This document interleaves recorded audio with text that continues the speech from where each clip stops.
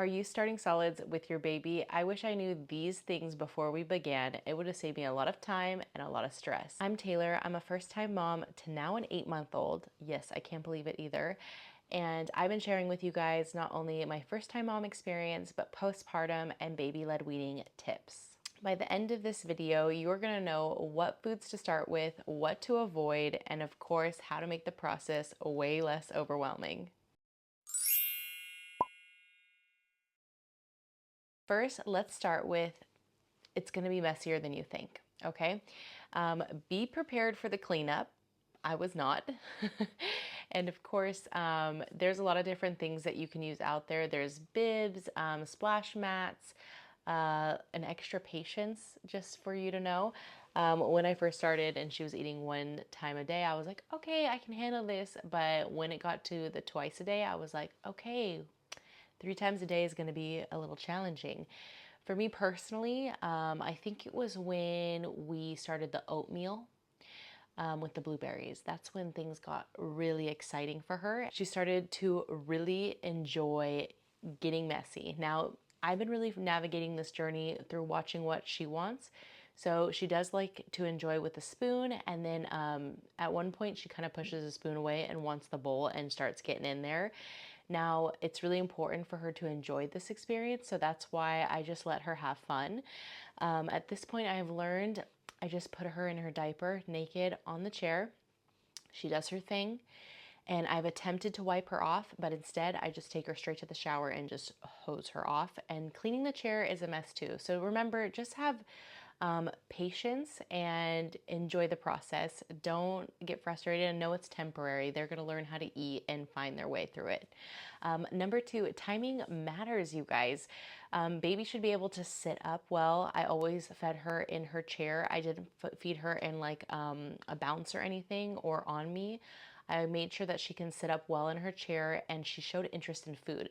There was one point I was eating and she just watched every second of what I was doing, and I was like, I think you are ready to start. Also, I do recommend that you guys start 6 months and up. I did start a week before 6 months, and you guys can see all the videos in my mom content playlist. Number 3, start simple and not fancy, you guys. So soft foods, easygoing foods. Our first food was sweet potato, and then we went to avocado. You can also start with banana, something simple, nice, pleasant, and easy for you when you're stepping into this journey.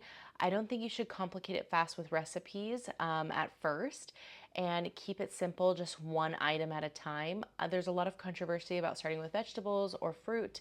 I really loved sweet potato because I think it was like the nice little happy medium between sweet and not sweet, like savory, I guess. Not savory, but you know what I mean.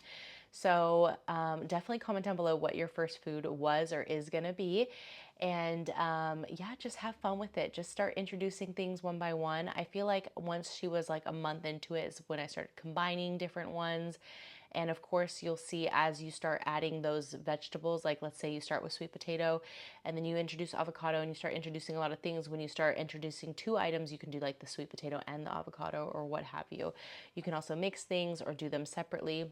Totally up to you, mama. Number 4 is gagging versus choking, which is so important. Many new moms panic at gagging, and it's normal and it's part of the learning experience. So for me especially, I'm definitely on my toes when I'm watching this experience, but I'm just trying to observe her and remind myself that like the best way I get through the experience is telling myself she is made to eat.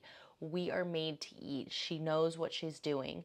And, you know, there's a lot of different tips that I have. Like if she's making sound and she's gagging, a little bit of watery in the eye, a little bit of redness, you know, she's kind of like moving frantically a little bit, that's okay. So try to get low so that she looks down at me, and I try to encourage her, blah, blah, that she can spit it out.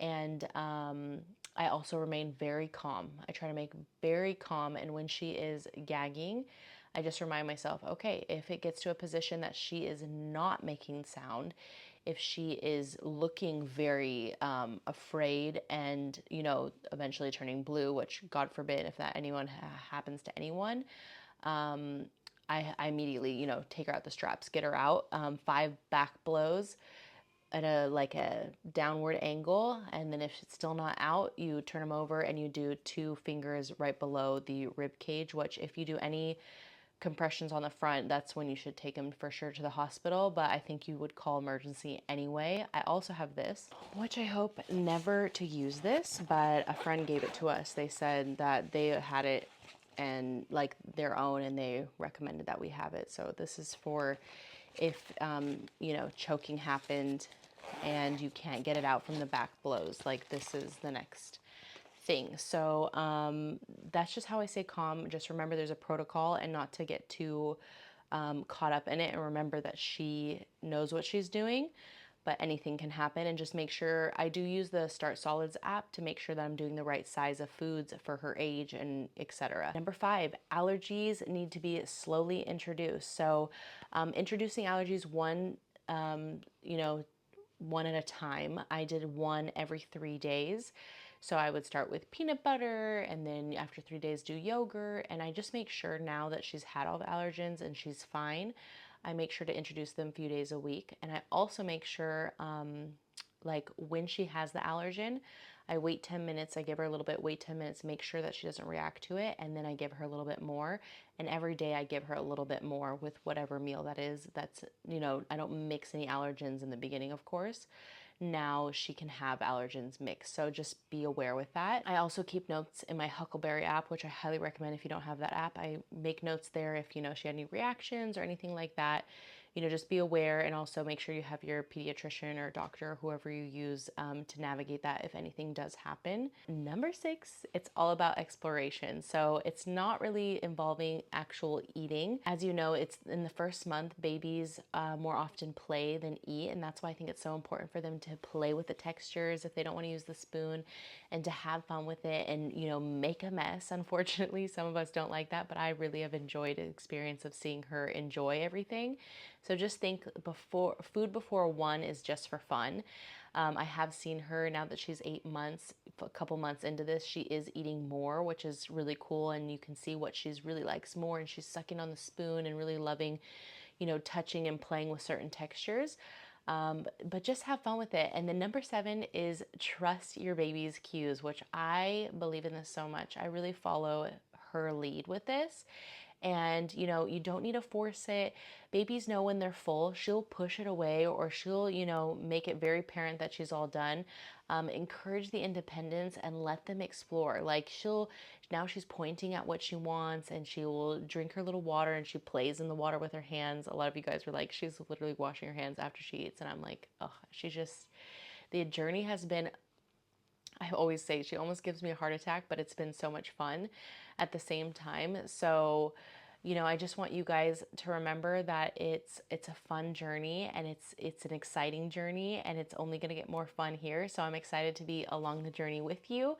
I wish I knew these 7 things before we started, and it made solids so much more smoother once I figured them out.